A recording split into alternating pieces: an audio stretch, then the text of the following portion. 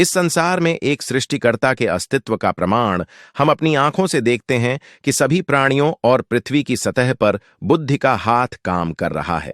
और सभी गतिविधियां न्याय के ऐसे मानकों के अनुसार होती हैं कि मानव बुद्धि उनके आगे सोचने में असमर्थ है।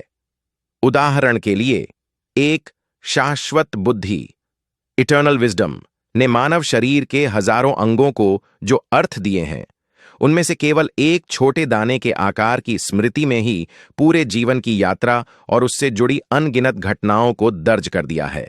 इसे एक पुस्तकालय में बदल दिया गया है और प्रत्येक व्यक्ति को उसके कर्मों की किताब के एक छोटे प्रमाण के रूप में दिया गया है, जिसे न्याय के दिन, डे ऑफ जजमेंट,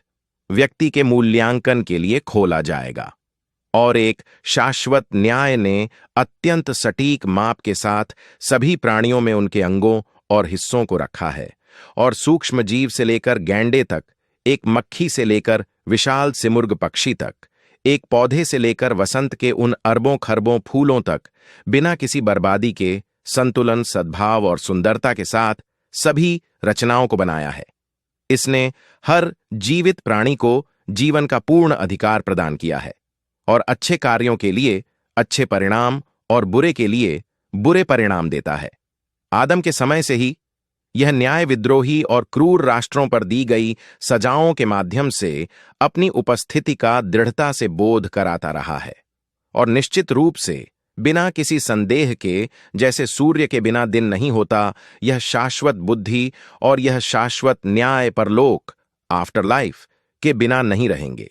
वे कभी भी उस भयानक और निरर्थक अन्याय और संवेदनहीनता को स्वीकार नहीं करेंगे जहां मृत्यु के साथ सबसे क्रूर अत्याचारी और सबसे अधिक पीड़ित लोग समान रूप से समाप्त हो जाएं।